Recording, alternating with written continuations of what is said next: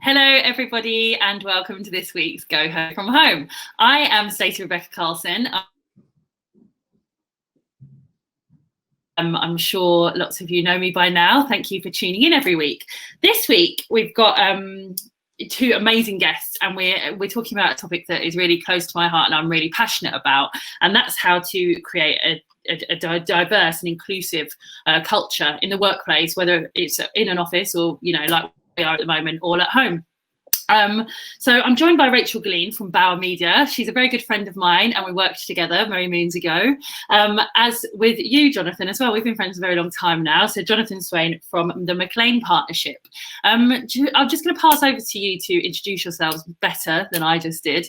So Rachel, do you want to start? Yep, sure. So I'm Rachel Glean. I work for Bauer Media.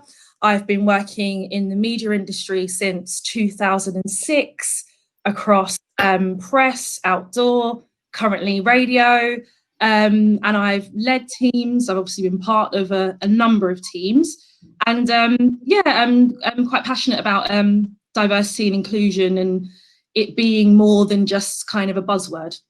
So that's why I'm here. Thank you for joining us. And I'm Jonathan Swain. I am senior partner at the McLean Partnership.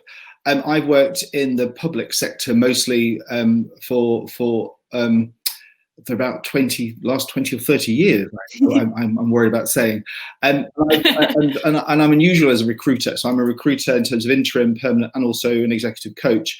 But I've also worked in the public sector. So I worked for the Cabinet Office and for 5 local authorities. Like Rachel, my passion is also diversity and inclusion. So I've been lucky enough to be the MD of a couple of recruitment businesses where my main focus has been really supporting diverse hires and also coaching people into very senior positions, mostly in the public sector. Thank you. So we've got 2 amazing guests. Thanks for joining us, guys.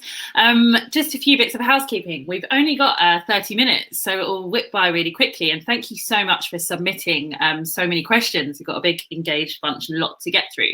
We'll get through as many as we can, but as always, please comment in the chat box. You can talk to one another and engage that way. And if you've got any specific questions for our guests or myself, please pop them in a question box and we'll try our best to get through them. If we can't, we'll try and follow up afterwards, and please also fill the polls in so we can use that feedback and data to help us shape future webinars. So without any further ado, let's get cracking. So one of the first questions was, how can we develop inclusive behaviours and make them a daily habit? Do you want to start on that, Jonathan? Yes, very happy to. I think it's very interesting in terms of inclusivity and behaviour. And I think my first point would be that it really should start from the top.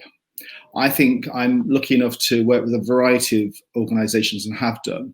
And I've always seen the organisations that have the most inclusive environment, and people are therefore most clearly happy and high levels of retention, have been where this behaviour has started from the top, and you see it role modelled in terms of how the senior leaders behave, and not what they say, but actually what they do and how they go about doing it. And I think that's really, I think the key and the first point I would make.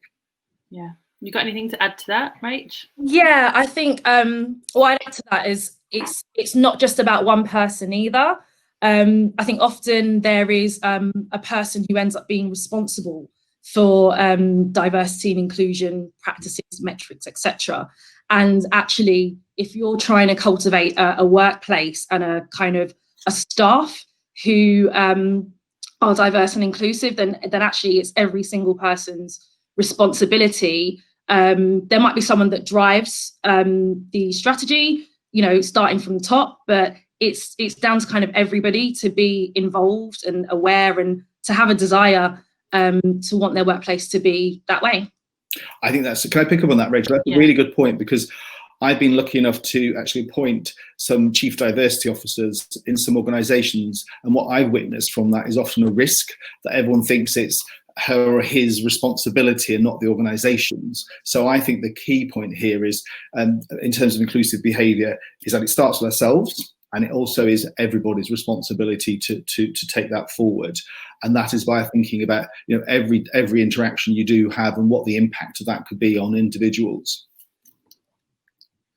Yeah, and I just wanted to, when we had a little briefing catch up the other day, Rachel said something which I thought was really helpful about actually things like this being the start of how to develop that inclusive behaviour, which is having a safe forum to talk about things. Do you want to kind of bring that point up again? Because I thought it was really helpful and useful. Yeah, I think the first part is almost sort of accepting that conversations around diversity and inclusion, they might be emotional, they might be uncomfortable, they might bring up topics that people aren't accustomed to talking about on a regular basis or might not feel like they're experts in. So making it a safe, almost accepting that, and then for accepting it, making a safe space, whether you have a diversity inclusion forum or an area kind of where you can chat and you know this is a conversation you're stepping into, will immediately sort of open people up because they know what they're getting into. It's not just kind of sprung on them in a Monday morning meeting or what have you. Yeah. Oh, today we're doing inclusion. It should be something that is a thread throughout your business and your organization every day. But to begin, you kind of have to start with that conversation to establish, I guess, where you are. And you might have an idea of where you are, but your employees might have a completely different idea of where you are. And that's even more reason to kind of have that conversation. And also, I guess what I'd add to that is it will look different for different organizations. It really depends on who you have within your staff. So I think, yeah, creating a safe place for people to genuinely speak, and it might not be an open forum, it might be, you know, come to me at this time and we can talk about it. It might be one-on-one, but just meeting your employees where they're at, if you want their input, is probably the first place to start. And can I add to that, if I may, Stacey, because one of the key things in terms of that safe space is also giving people permission to get it wrong. I think actually there's so much pressure and there's so much emphasis on people to be word perfect in terms of their discourse and the language they use. There's so much pressure on people to say and do the right thing. I mean, what's really important is people are authentic in terms of what they're saying. I mean, that's the key thing. So I think when you are creating a safe space, and I've been lucky enough to present at many network groups that different organizations have, I always say to them, look, it's okay if you don't get this wording right, because actually by insisting everybody has to say X or Y as a term is not at all creating a safe space. But I guess as well, following on from that as well, like as a leader, which you know how I'm looking at, is having to be open-minded and appreciate that, yeah, you're going to do things wrong as well sometimes, but be aware of that. And, you know, no, like you just said, no one's perfect. But if you do, then, you know, I think having be open enough for people to be able to correct you or say if it's wrong, and then be humble enough to say sorry, I guess. Yeah. That's what I'm probably doing quite a lot. But what can you spoke quickly there, Rach, about it, how it's not just individuals, it's about everybody in an organisation. But what can we do as individually to start making progress? What could people do as part of teams? Because they still do make a difference. Well, I think I think of inclusion as an action, as a doing word. So even little things like, it might be, you know, sort of forget the leaders for 1 minute, just think of kind of the body of staff. It might be that you might be organising a team night out and you're going to go to the same place that you normally go to. But have you considered those who maybe have kids? Have you considered, you know, in terms of when in the week it is? Have you considered those who might have access issues in terms of their ability? That's a really simple thing that everybody does, you know, a team night out. But the way in which you think about it can be done in an inclusive way. And that's not to say that you might change what you always do to fit, you know, a particular person or group of people, but it might be that over a course of a month or 3 months of having team socials, that you have a variety of socials in different places on different days, knowing that, okay, parents might not be able to make this one, but actually we've got one at a more suitable time, which they'll be able to make. Or we know that we've got individuals that live further out, so we'll have our social net next to a station. Like, to me, that's a really basic example of, you know, you didn't really need a big strategy for that. You just had to think, who's in my team, what are the things that affect their life in terms of you know, their affluence, where they live, who they are do they have kids, do they have any disabilities? and you apply it to a team night out, that's a really straightforward example. But then starting from there, you might extrapolate that to, you know, bigger company strategies that really do affect the way in which people work and the way people feel comfortable within their organization. So, you know, this is a big topic we're dealing with. So I think it's important to kind of start with the basics and that becoming a habit, you know, a way of thinking and a way of approaching the subject. I don't think you can just decide, you know, one day a week we're going to talk about diversity inclusion and today we're going to be inclusive. It needs to be every day in every way, really. And I think that basics thing is really, really important. And I was just reflecting on the comments earlier, and there's a TED talk I'd like to recommend to people who are watching and listening in today. I don't know whether people have heard of Brené Brown. She does this marvelous speech on the presentation, a TED talk on called The Power of Vulnerability. And it really picks up on how you can have these conversations. And I'd recommend it to everybody to watch it. It really talks about how you suddenly yourself can by your own behaviours and talking about difficult concepts and issues when you are discussing inclusion and diversity, and how you can let other people also become part of that conversation. So it's definitely recommended for people. Thank you for that. We'll send that round as well in an email to everybody afterwards, so don't worry if you haven't got it down properly. Just continuing more about, you know, you were just talking about Team Night Out, for example, Rach. In some of the episodes of this series so far, we've had people discuss the forced fun that they feel has been inflicted on them a little bit since lockdown. So, you know, having a team Zoom quiz being the most, you know, predominant of those behaviours and activities. And we were talking about how you've got different types of people. So you've got people who are really outgoing, and then the people who are a bit more, you know, subdued and don't necessarily want to put themselves out there and aren't necessarily comfortable talking on video. And yet they've got these forced team building activities, which I guess is because people don't really know how else to do team building or inclusive activities when we're all at home in separate households as well. But have you got any thoughts on how organisations or leaders or team managers could approach that in order to make sure that they are being inclusive? Yeah, I think whilst we're working from home, it's always been tricky, but it's even trickier now because we've got all this kind of distance between us. And I think it goes back to the point of, in trying to be inclusive, there are going to be times where you are doing things which are going to help a certain group, and perhaps another group, it's not quite for them. But it's about having that variety of activity and options, so for example, I might not want to do a Zoom quiz this week, but next week it's based on something I've suggested. And I guess what I would sort of ask those leaders or those, you know, social committees who are coming up with these things is, have you actually asked your team what they want to do? Because often the people who are kind of sitting there thinking, oh, I don't want to do another Zoom quiz, or, you know, I've got a murder mystery that I'm doing soon, which is not my cup of tea, but I'm going to do it, you know, and give it a go, is you'll get so many, if you just ask your staff what they want to do, you'll get so many suggestions, things that you haven't kind of thought of. And really, that's kind of the point of diversity inclusion, that with all these types of people from different backgrounds and different life experiences, everyone's got their own ideas of what's good and what's great. And actually, if you ask, and you're asking a diverse group of people, then you'll get more creative input back and suggestions that you might not come across on your own. I think sometimes with leaders, and I've been guilty of this in the past when I've led teams myself, because I'm the leader, I'm the boss, it's like, right, we need to do something that's team bonding. It's on me. I've got to think of something. And then it's like me thinking of it and pushing it out. But actually, it would probably be much more engaging if I said to the guys, look, on this day in 3 weeks from now, I would like us to do some kind of team bonding. What do you suggest? And at least that way, if you still end up doing a Zoom video meeting, at least you ask the question. And I think that the kind of essence of this whole sort of conversation is first to ask. You know, once you've asked, then you can act. If people don't respond, that's a different conversation, but you need to ask.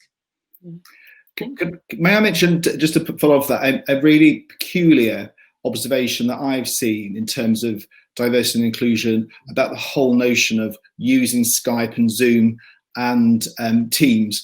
I don't know whether this resonates with anybody in this meeting, but I remember when COVID-19 came in, what was quite interesting was, and we all started to use Zoom and we started to use Teams far more and Skype far more than before, was how you would have all these meetings and it appeared that everyone was shouting at the screen. And actually, obviously, and I think that's sort of calmed down. But whenever I spoke to my friends, people said, I don't really like Zoom. Everyone's just shouting at each other. But what's been really interesting interviewing is the dynamics it places on in terms of inclusion. And my observation would be this, is that it amplifies people when you're in a Teams meeting. And I think you just need to be careful of that and how people feel about that, because you're suddenly very close and quite personal. But also, it's very possible to have a team meeting, to pick up on your point, Rachel, and actually people not participate at all and feel very excluded from the meeting because of the dynamics of what a Skype and a Teams or a Zoom meeting is. And I think if you're leading that meeting as a team leader in the meeting, I think just to make sure people are included, because I've seen some very people who felt massively excluded by it because it isn't their thing, so to speak. Yeah, that's a good point. So carrying on talking about building this workplace, how can you build a workplace where respect is the foundation of your culture? Do you want to start on that one, Jonathan? In terms of building the culture, in terms of, I think, again, it links back to our original points, really, I think. Respect starts with yourself, and it's very much a two-way piece. I think this is the critical thing, really. And I think the other part is, it's okay, I think, to be different, and it's okay to be to have different opinions, I think. And there's something about an organisation living by that piece which is important. But also, an organisation has to be consistent. You can't have people talking about X, Y, and Z and doing completely the opposite. So I think that is really important, and that's not just for leaders; that's for all of us in terms of how we operate. So, I think it's the cornerstone, Stacey, in terms of having an inclusive culture. Yeah. Well, have you got anything to add, Rach? I would completely agree with that, to be honest. And I think, as Jonathan said, it does start kind of with the individual, but I think as a business, you can be clear on what will and won't be accepted. Because unfortunately, if there is a situation where respect has been breached in some way, then I think part of this narrative of having a safe place, part of that is letting your employees know that if they are disrespected, that first of all, they can come to you and they can let you know in whichever way they feel comfortable. And secondly, that you will act on it in some way. It won't just be, Rachel's told you that this has happened and you said, oh, maybe you're being a bit paranoid, or you've not acknowledged it in some way. I think sometimes when people go through like that, the first part is just knowing that their employer has acknowledged it helps. And then it means when you go back out into the workforce and, there are wider narratives around inclusion and diversity, you're more likely to believe it because you've experienced that actually my did have my back. And sometimes you might mention something that didn't even happen to you. It might be something that you've seen with a co-worker that, maybe they've sort of confided in you and you don't want to break their trust, but it's not okay. It's just, safe place is, a safe place to talk, but also a safe place for people to really unpick what's really happening so that, our kind of leaders can get to the crux of what the issues really are. Definitely. Really valid point. So, we've been giving lots of tips already, but what tips specifically would you give to foster inclusion while working from home? We've talked about, obviously, the team meeting forced fun Zoom quiz thing, but I know, Jonathan, you did talk about how you've come across some people have felt excluded. Have you got any tips for how people can kind of get around that, or to help them make it better? It's very important. It's very interesting, isn't it? Because I was talking to our team back in the office about this this morning, and I bet the comment we said earlier about team quizzes, on Zoom must have resonated with people who are watching today. I think we're still, to be honest, we're still learning.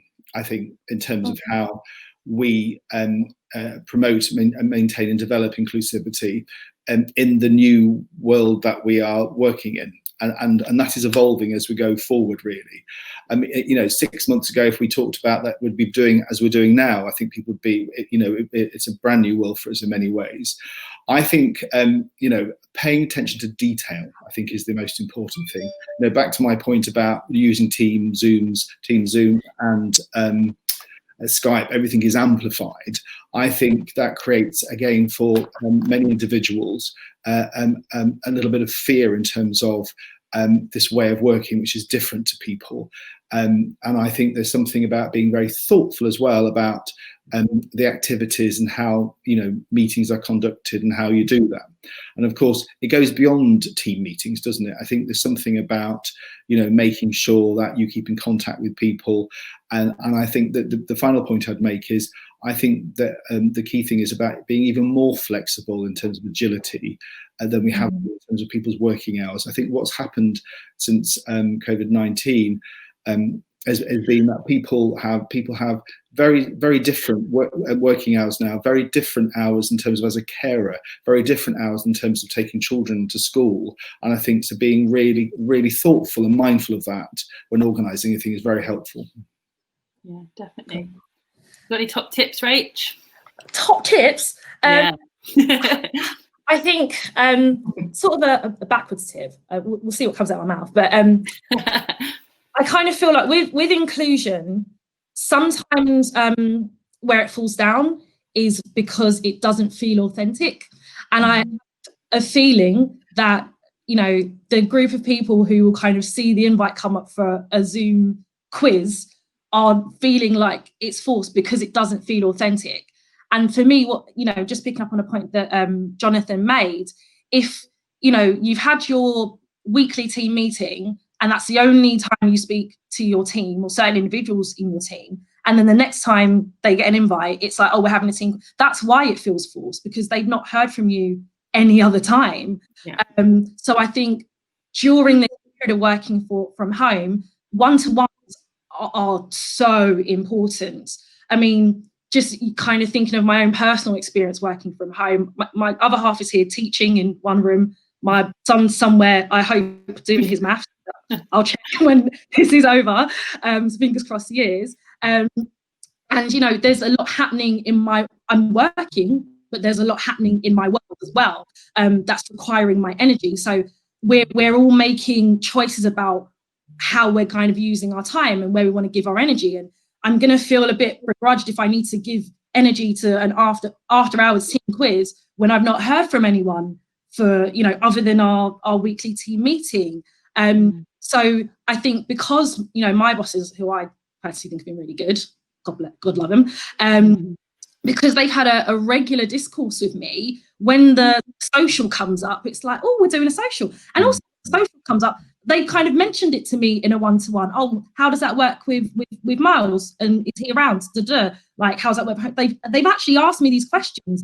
So by the time the invite comes up, even if I'm still a bit like, oh, it's another quiz, I'm a bit more invested and engaged in wanting to do the team bonding, because you've invested time in me. And you know, probably a massive example that I think a lot of people have felt is with everything that's happened around kind of Black Lives Matter and that being such a huge and emotive topic for people of all races, just trying to get their head around it.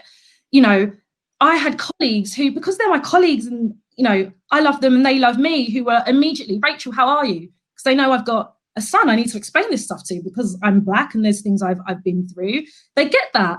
And, you know, as my colleagues, and for me, this is inclusion at its best. It's not being afraid to say, Rach, how are you? I saw the news. Like, what the hell? And just, they don't know what to say, but they're happy for me to talk to them about it. And that lets me know that they're a safe place. And for me, if you want a kind of an idea of what, you know, I think is diversity and inclusion is an ongoing thing. I don't know if anyone ever gets there and if it's ever perfect, but a pretty strong example is when your colleagues, your bosses, or if you are a boss, when you can have conversations about some of the stuff that's been going on recently in a way of love. And trust me, they've not all said things right, but it's okay. It's coming from a place of love. And and it's okay for me to correct them, and then we continue to talk about our targets.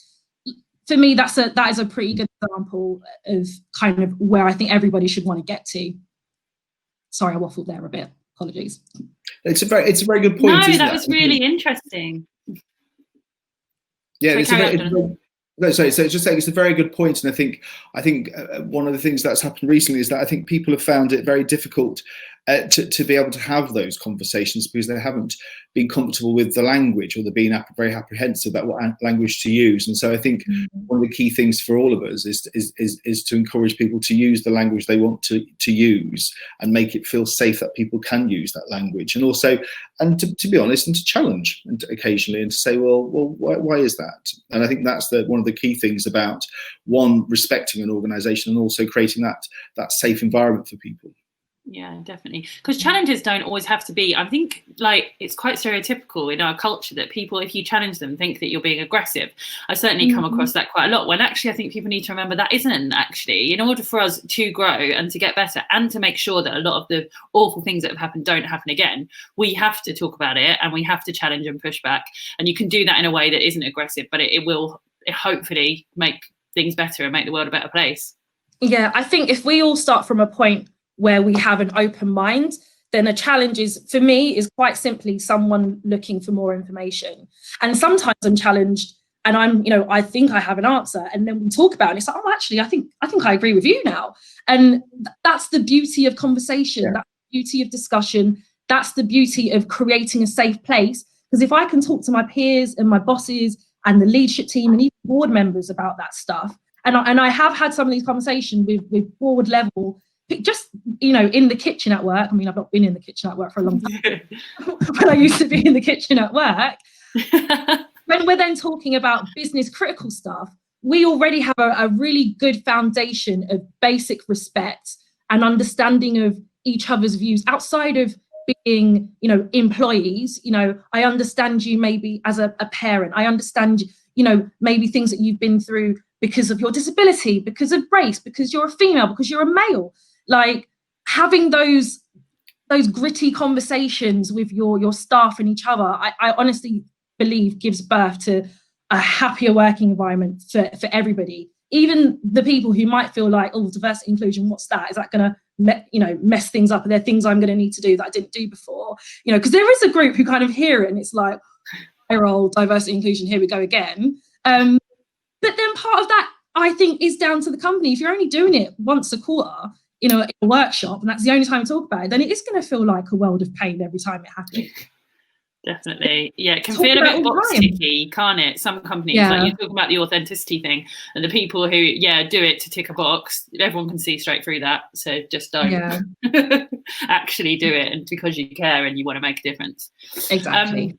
We've only got a couple of minutes left, but I just wanted to, somebody had asked if either of you have got any tools and resources which are available or you'd recommend to help create a more inclusive and diverse workplace. So could each of you, if you've got any tools and resources you could suggest, give us those, and that will probably round us up. Jonathan? I would definitely recommend, I think the only thing I would recommend is that the TED talk that we'll send over to people afterwards. It's such a powerful talk in terms of just being able to have some of those difficult conversations we've been talking about today. From my perspective, I think once you've sort of figured out where you are with your diversity inclusion and the areas where you need help, I think from a kind of Bauer perspective, there's lots of things they kind of share with us, and it's anything from Stonewall, who have like loads of personal stories and research and resources that you can use. There's the Business Disability Forum. If it's around kind of mental health and how you can be better in that way, there's Mental Health at Work. If it's around kind of race relations, which is very kind of poignant at the moment, there's Black History 365. There's loads, but I would say start with kind of assessing where you are and what you need, because it's just such a big topic. And then I think kind of go from there and maybe look for some of those individual resources that might help you with particular topics. Yeah. Send some links. And I would just say as well, you know, there are lots of obviously formal places and services that you can go and get information, but also reach out to people. So like, you know, like today, we've kind of brought this group of people together and, you know, you can all chat with each other, or we can follow up by email. There's LinkedIn. There's so many different, don't be afraid to ask for help or advice. Because actually, I think that's even more at the moment when we're all at home and trying to do the best we can. I think, you know, we all know we don't know everything. Everybody needs a hand sometimes, and don't be afraid. I think people are even more willing than they would have ever been to help you. So I certainly know I keep calling my friends a lot, don't I, guys? But, you know, it's here we are yeah, so thank you so much. It's been really good and it's flown by. We've got 30 minutes done there. We'll follow up with you all, and thank you so much for joining in. Please fill the polls in, and thank you so much, Rachel and Jonathan, again for taking part. That was really, really helpful and insightful. Cheers, guys. Bye, everybody. Bye.